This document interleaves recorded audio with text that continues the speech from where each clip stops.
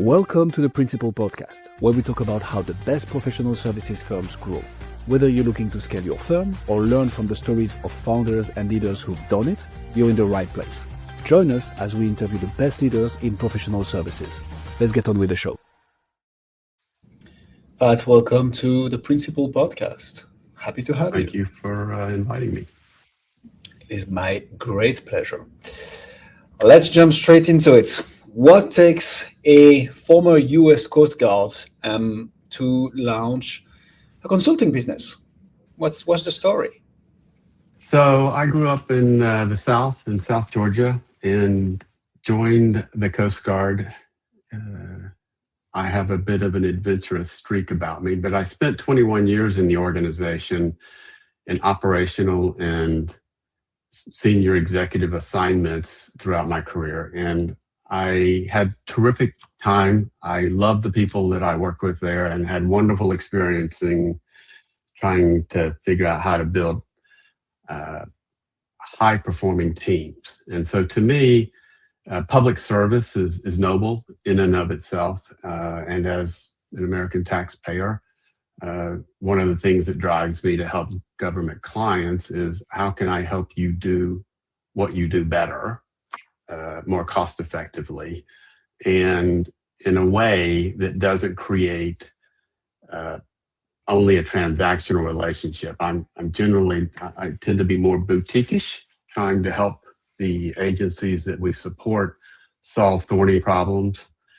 And I think my experience in the Coast Guard over the years, spending about nearly half of that operational on ships, I had an opportunity to be involved in some pretty high significant challenges, and also to be involved in a number of administrative sort of business challenges in terms of streamlining and realignment and strategic planning. So I thought this would suit me. I like what I do, helping agencies, and being in any military force sort of trains you to do or look at things a little differently from a more disciplined perspective.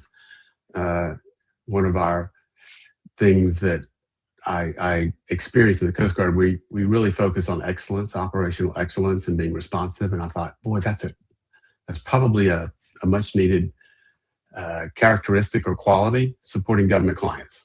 So after my stint in the Coast Guard, I spent some time with the Federal Emergency Management Agency. A little bit going on there, a lot of operational things as a Schedule C in a Bush administration. And so to me, it was sort of a natural extension of what I've done in public service. My parents were involved in public service. And so to me, I kind of like to give back and help others succeed as best I can. So I like the origin story. Can you tell us a bit more about the problem that you help solving now? What is it that you're helping people achieve exactly? So what I try and do is identify the problem. Part of I think in building businesses is we don't listen well enough.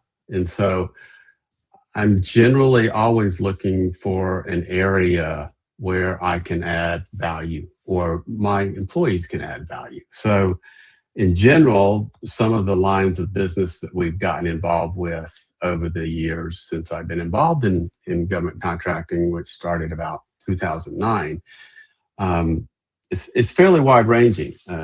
Things like key performance indicators, data cleansing, looking at government performance and review act requirements and helping federal agencies comply with that. Looking at abnormalities or anomalies in the data. Although I'm not really a data person, none of my degrees, postgraduate degrees, are necessarily focused in. They're more of the soft skills. I like to think of myself as a student of human behavior, and I read a lot across lots of different disciplines. So I'm always trying to ferret out when I'm dealing with clients, what's the natural principle in play here? I also learned a lot from raising 4 children and now having 9 grandchildren on what you can do and help them with and what you can't. And so distilling it down to some of the natural principles that we all experience as humans sometimes yields terrific benefits. And I think one of the things I think that I have always been a little hesitant to do is develop transactional relationships. I like helping people. I like helping make success possible for our clients. More importantly, our people, the types of people we hire, we generally have lifetime relationships, whether they're with me or not. So I can do almost anything. And if I can't do it, I can find someone who can do it. But again, my bias or my sort of what I get a kick out of is watching others succeed. And if I can help do that, I'm all in. Well, hopefully you will see that a lot with 9 grandchildren. This is insane. Congrats. They keep me young. And I love watching children, and you learn a lot from children. My mom and dad used to say, well, you can't push rope. And you know what? The more I thought about that, the more I realized how true it was. And it's as true as adults, right? So trying to understand what challenges clients are facing, you quickly try and root out, okay, are they even open to a conversation about how we might be able to help them? And if they're not, then to me, that becomes very transactional in nature and not really worth an investment of my time and energy because it's hard work. Yeah. Which applies in business pretty much, I guess. It is. Who is it that you're helping, John? Sorry, Pat. So if there is something going on, you can fix it. If you can't, you will find the people who can. But who is it that you're helping in the first place? So generally, I'm a student of a gentleman named Dan Sullivan. He's an executive coach, and my entire senior executive team has been through a number of years with him. And so one of the books that he's written, among many, is a who, not how kind of thing, right? So that answers the question of, if I can help build a company that's agile, that takes responsibility, is accountable, not afraid to make decisions, and take some chances, quite frankly, and create a climate. I'm very big on culture, quite frankly, because if you get the right group, any group together, you can likely solve the challenge or meet the challenge. And quite frankly, my kids showed me that. I used to watch our kids play sports, and I could see mediocre teams beat high performers. And often it had nothing to do with the mediocre team talent, but the chemistry that emerges within a group. So to me, those types of principles apply as well to companies. In the government contracting space, I don't generally observe that sense of teamwork. Not that it doesn't exist. Those are just with the clients that we have tried to support. Not that they aren't mission driven, and they're all very genuine in their interest in trying to advance whatever mission they have. But in general, and in a lot of businesses, egos get involved in things, and so you become fixated on that rather than on solutions. So one of the many characteristics that we try and build is no ego. And there's plenty of authors out there who've written about that. And so I like to focus on the principle. What's the problem? Let's check the ego at the door. Let's have a conversation, a radical conversation about what the issue is.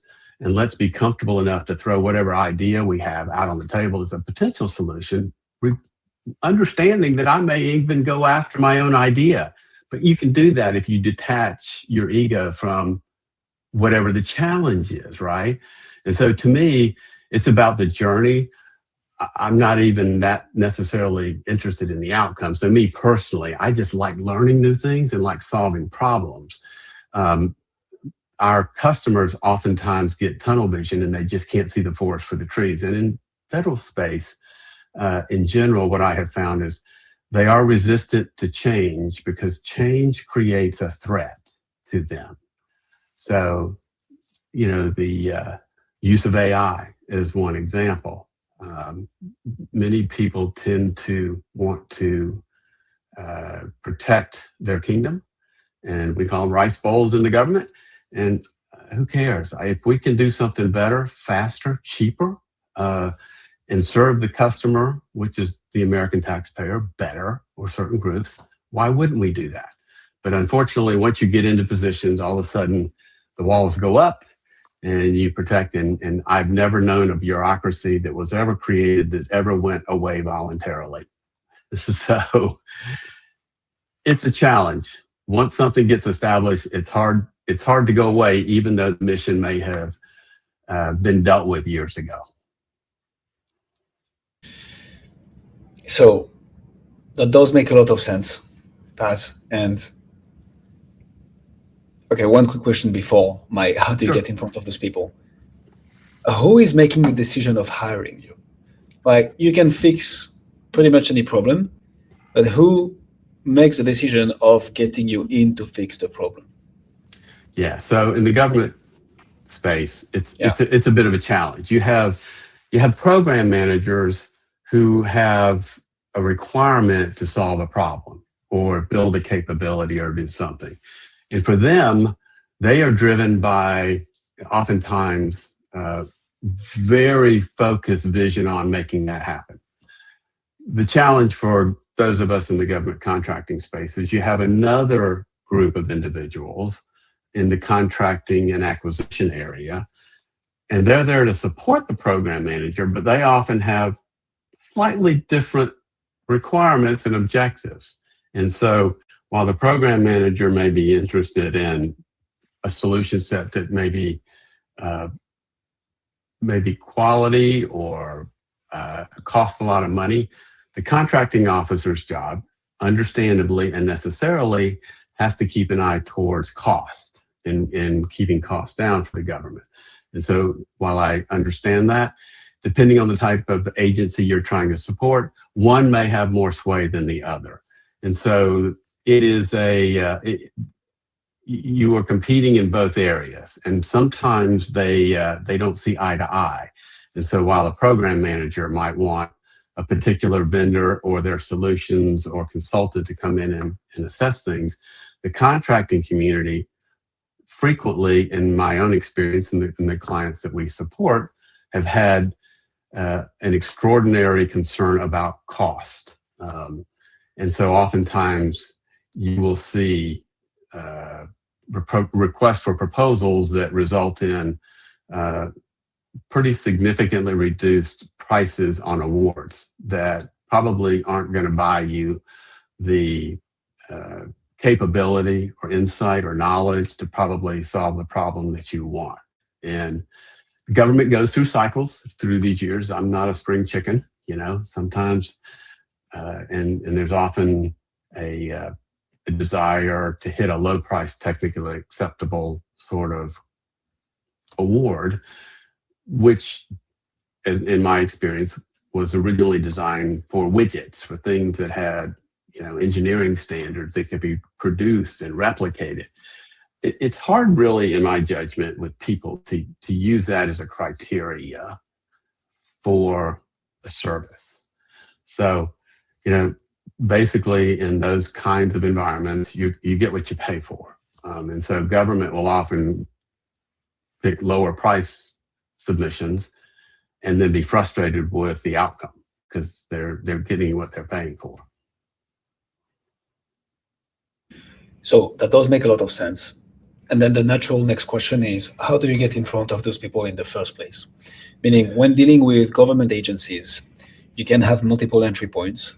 Sure. Sales cycles are very, very long.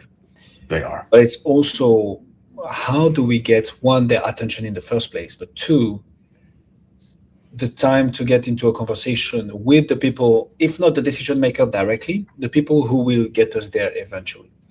So what has worked for you branding and marketing wise, to get the attention of the right government agencies, Pat? Sure. There are lots of ways to meet people in terms of industry days and engaging with small business offices and have the conversation that helps you get at least on the radar. What I have found that works the best is referrals, and I think it's human nature, and by that it sort of harkens back to my notion that there are natural laws in play here, and as a student looking at sociological issues, and psychological issues, we hang around others like ourselves, and if you can establish a relationship that creates a fair amount of trust between a couple of people. People trust people. They don't necessarily trust organizations or institutions, and develop the relationship in such a way that the person who's trying to solve a problem can trust that you will give them unvarnished advice and counsel, even though it might be against your nature, your best, so, and I'm okay with that. I'm about the right solution. It is almost clinical to me in some regards from a scientific perspective that, look, I based on all that I know and all the degrees that I have, I think this is probably worth investing in. And you have to go into these conversations, again, not advocating solutions right up front. And oftentimes that's what you find. I know the answer already. And if I am able to understand what you want to do or where you want to be in a couple of years, I can certainly tell you whether or not I believe I can help you get there. But it often, it's hard to identify that up front because, so for you, if I were to approach you, I would go, hey, what has to happen during this conversation that in 3 years, you would look back on this and go, boy, I'm really glad I had a chance to talk to that guy. And my job is to figure out what are those things in our conversation that you want to get done or improve on. And if I believe I can help you get there, I will do that in the intervening 3 years of our relationship. And I do that with my employees. When we hire people, one of the things I want to know is not necessarily their technical skills. My recruiting staff does that. But what do they do on the weekend? What are they passionate about? What do they lose time doing?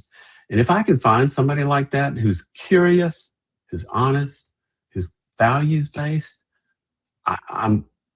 you've hooked me, because I think I can work with people like that, because I can trust them to tell me when I'm wrong, and I am a lot, and that's okay. I don't mind being wrong. In fact, I try to be wrong. I know what I think, but I don't know what you think. And so creating an environment where people can share information, be radically candid with each other, quite frankly, is I think very important to group dynamics and sociology and solving problems. Who would have thought that trust, relationships, and authority building in front of the right people is what gets you business when you run a professional service firm? Obviously, being a bit sarcastic, that makes a lot of sense to me. And I think one key message here is it takes time and patience, obviously. Absolutely. Referrals are necessary. The thing I usually say, if you're not getting referrals in your professional service firm, fix the service and the product first, because you getting business from word of mouth from your client is the proof that you're doing a good job. Then the question becomes, when you want to start and scale and grow and have predictable pipeline of new revenue, this is where you implement an acquisition channel. But that acquisition channel, the closest thing there is to a way to build relationships, the better. I'm yet to see a professional service firm, putting an ad on Facebook, directing to a VSL and closing a 7-figure deal. I'm yet to see that. It is really about how do we build relationships at scale. Tie all this to revenue for us. How do you go from this authority, those relationships, this trust, to a conversation, a sales conversation, an SOW, a letter of engagement, we rock and roll? What does closing government agencies look like? So I think it's very basic. I wear a lot of hats. I've been largely a program manager supporting opportunities most of the time. It is very rare that I've stepped out of that. And the reason is because I like helping clients. But oftentimes the best conversations happen at the end of the day when you're walking the halls and you can see an executive or a senior person in the government and they're just shaking their head or trying to figure out how to do something. And so being somebody who I'm like, okay, well, tell me about it. Maybe if I can't do it, maybe I know somebody who can do it or help you here. So I think listening skills are underrated. They just being generally open and curious about what they're trying to achieve can get you a long way, especially if you are direct with them and go, I can't do that for you. I know somebody who might be able to. So it's that 6 degrees of separation issue where, I think for me, the older I've gotten, the smaller the world becomes. And generally it has a lot to do with your work environment and the people that, you've grown around and your curiosity and what things you like and what things you don't like, right? So depending on your level of interest and exploration and disciplines you're interested in, you can, the things get pretty small. As a political appointee, not necessarily something I terribly enjoyed. I like fixing things. And I don't like politics, to be fair. I just want to fix things and I want to make things better for people. And so to me, I'm just a Southern guy that likes to help and be nice and show up on time and say please and thank you. It's not rocket science, but it is in short supply, in my own experience. Amen to that. Talk to me about retention. You get in. You know what? Yes. Go ahead. No. Go ahead and ask the question. I'm ready for this one. I want to talk about retention. Yeah. So that's the whole.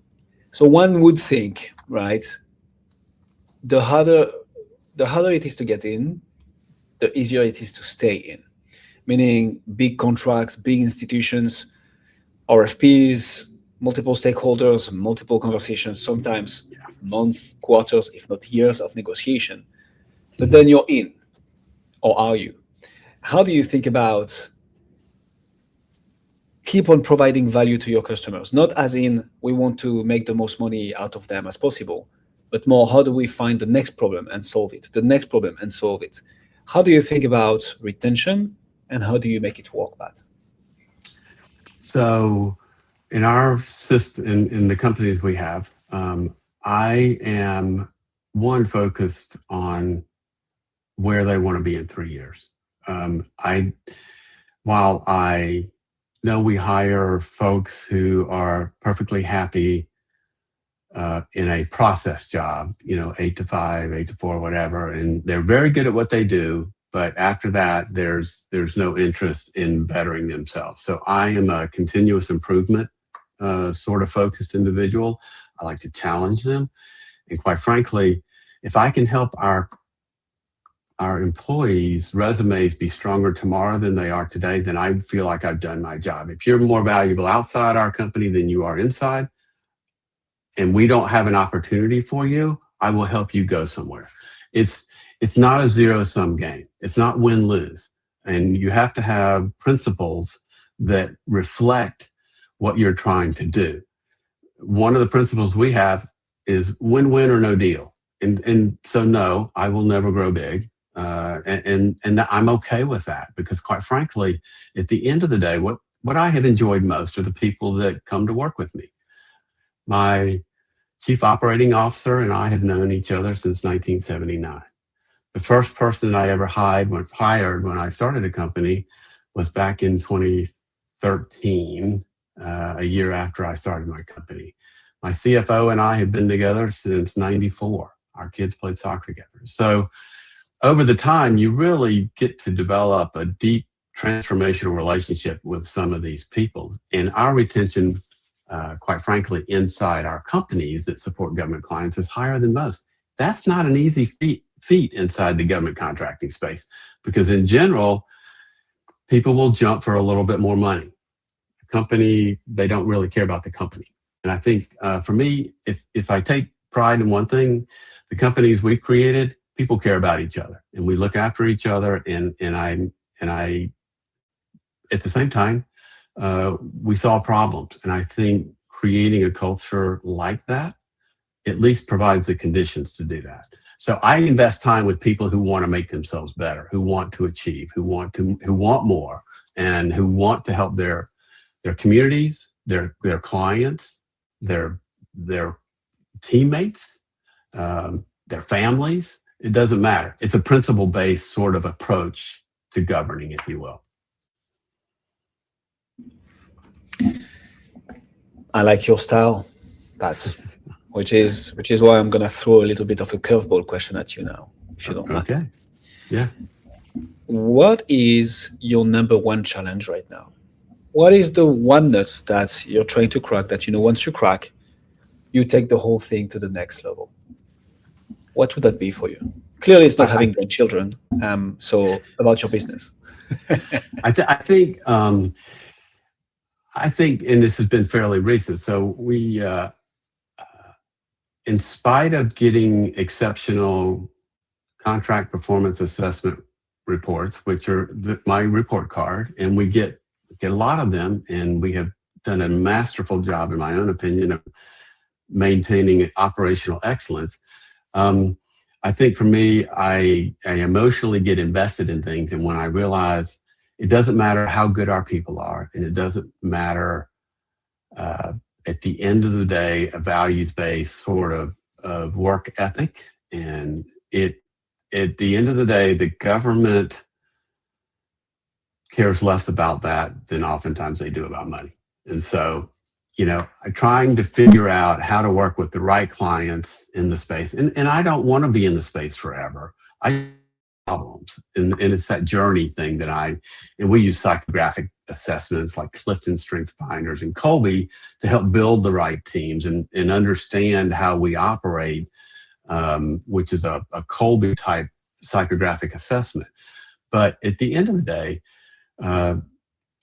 I think differently, and I think our people that support government clients think differently. It's about how do we solve the problem now so we never have to worry about this, and the government will go, hey, we fixed the problem, and that's not a problem we got to fix anymore. So I don't relish the idea of trying to create a client that is dependent. I'm not a big codependency. I'm about enabling, empowering, having them solve their problems, and then getting out and going, helping others do that. So to me, I've never thought about wanting to grow huge, but for those who want that type of help, I'm all in, quite frankly. So that's the vexing thing, and it just happened over the last couple of days. You win some, you lose some. This one, we got exceptional CPARs. We were very price competitive, and I'm like, more than 80+% of contractors that get exceptional CPARs, they get rehired, and we're not done with the work, and they went a different way. And my guess is, and I don't know the outcome, but I'm guessing it's a price issue, right? But right now, I've got my head down working with the next company to make sure that they get all our employees. If they want to move to them, I will do whatever I can to help facilitate that. Because one, I'm a taxpayer like everybody else, and I don't want to see this fail, quite frankly. And I'll figure out on lessons learned, hey, where did we miss the boat? And we will. I mean, it's a challenging environment. One day you're smiling, the next day you're just shaking your head going, what happened, right? So I like the challenge. At Philbin, ladies and gentlemen, if people want to find out more about you, see what you do, where should they go? They can either go to my LinkedIn profile or the companies that we have is Crisis One LLC. That's the first one I started. Old Dominion Strategies is another one I have, which we purchased back in 2016. But I'm happy to have a conversation with anyone about most anything if they think I can help them. And if not, we can certainly discuss whether that I think I can help you. But I appreciate the invitation to come on and have a conversation. I do like talking about leadership issues. I think it's very important. Most of my senior team are retired military people, so we think alike, but we fight like brothers sometimes, and that's not a bad thing to me. It's a good thing. We're just trying to get to truth. We will put all the links in the description. Go and check out what Pat does. For what I'm concerned, Pat, is I can say one thing for sure. You've gained at least one new connection on LinkedIn out of this interview. Me, I've just asked to add you. Thank you so much for coming on the Principal Podcast. And thanks for having me, and have a wonderful weekend. Thanks for joining us on this episode of the Principal Podcast. We hope you've learned valuable lessons and strategies to grow your firm and take your business to the next level. Make sure to subscribe and leave us a review wherever you're listening to this show so you never miss an episode. To apply and be a guest on the show, click the link in the description. See you next time.